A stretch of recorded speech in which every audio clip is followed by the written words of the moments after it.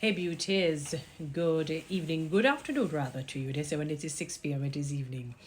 Anyway, on a more serious note, I was looking at the Jamaica Gleaner online. Let me look at what the headline had actually stated. Yes, beautiful people. So the headline in the Gleaner was Holness, um, oh Lord. Oh, beautiful people. It says wholeness ahead in favorability rating. I could remember the ahead part. Right. So I went and I looked, just read the entire article on the recent Don Anderson's poll. And we know that generally his polls seem to have come to fruition, especially with the last election that took place, the local government election. He did say it could swing either way. He did say that, and the margin of separation would be very slim, really, really, really slim, which we know it was between the two incumbents, as I call them, the two major political parties, Jamaica Labour Party and the People's National Party. All right. So in terms of the favorability, JLP is ahead by 3%, margin of error. So they're at 40%, while the People's National Party is at 37%. Mark Golding is doing work. He's really doing work because I think he was way below maybe just a few years ago when he took office and became the opposition leader. They had a negative wind, let me call it. The Mark Golding's negative rating was actually 18.1%, while Andrew Holness's negative rating was 31.1%. That is high. And for respondents who had no opinion in terms of the leadership of either of the two, for the People's National Party, they had 44.8%. Yeah, that's not good. And no opinion for the Jamaica Labour Party was 28.8%.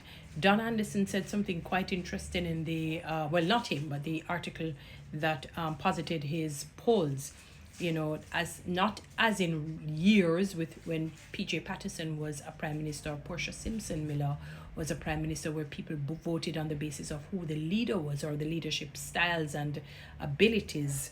Today it actually goes farther than who the particular leader is. So they're looking at everybody. They're looking at the entire incumbent, as in the Jamaica Labour Party or the People's National Party, as opposed to Prime Minister Andrew Holness or Mark Golding, if you understand what I'm saying.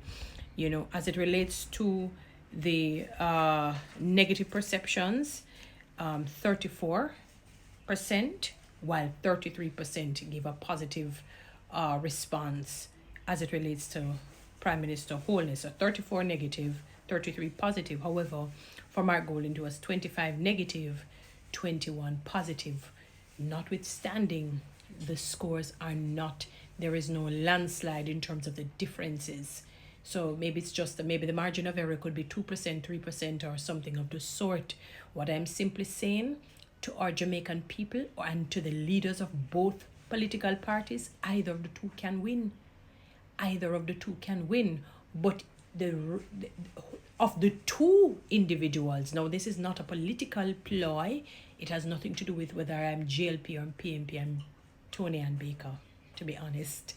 That's what I am. It looks, how do I put it for you? If Mark Golding is coming from the back and coming forward, if Mark Golding is coming from the back, all the way from the back of the class, not even the back of the class, from the bathroom, because him not even did in the class at one point.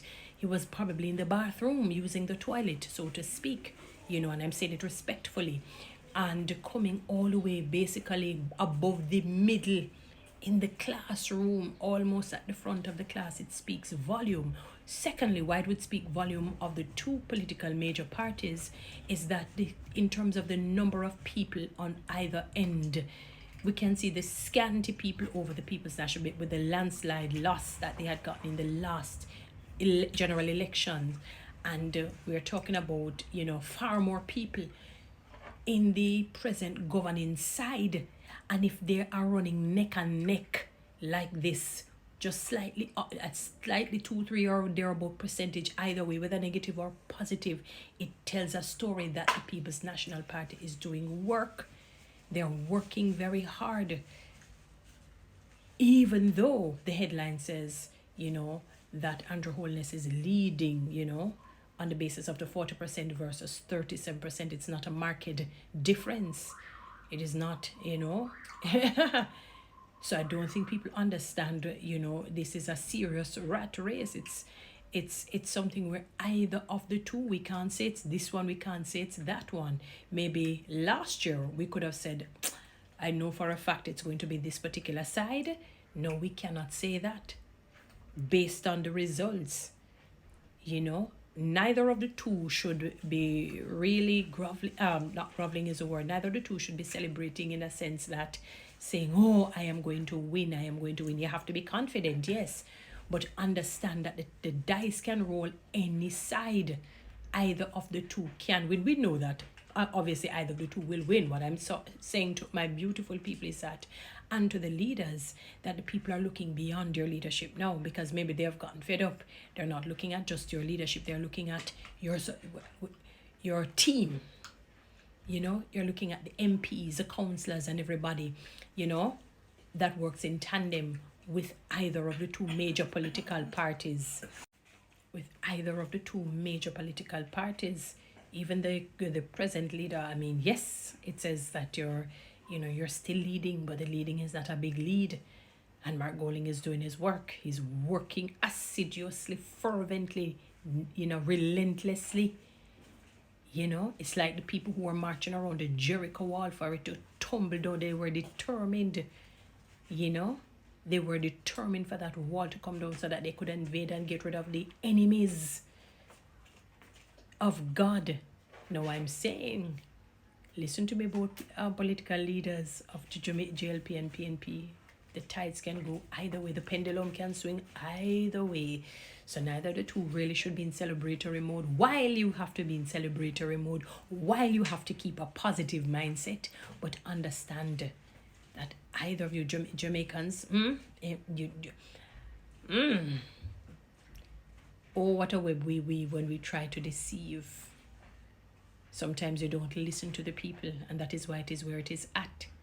Last year or the year before 2020, the signs were there. We could tell that a particular side would have won. It was there. That was without a doubt. No. Anybody can say, I finished first. The local government elections were indicative of same. And it's going to basically mirror the general elections, will basically mirror what the local government elections. Not me saying that. This is what the Don Anderson pollster has revealed, and when he gets a particular percentage, that will give their information. It will tell the story of the rest of people.